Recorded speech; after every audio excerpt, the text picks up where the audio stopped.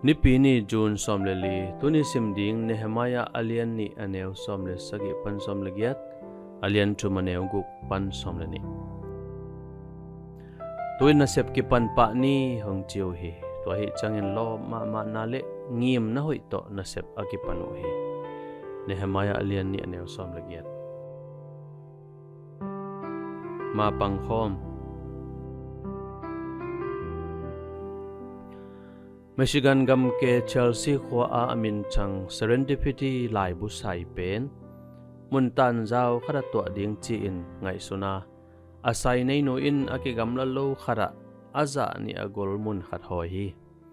huntam pila lowin aman lang thei thein alai bu sai to ding lungel na ni hi tor sung mi te tunga tha chialin hu na anget changin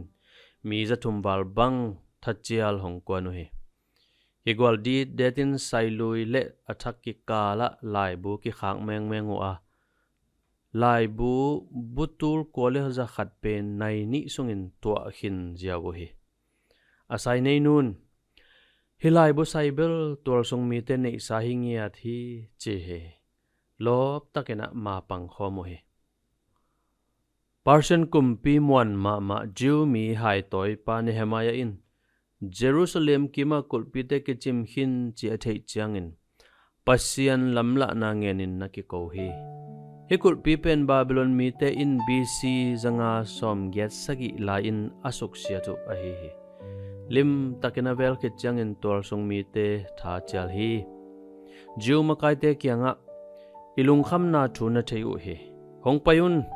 za ko na inga non lo na dingin Jerusalem kul chang phani je alian thum sunga makai tele tang pi in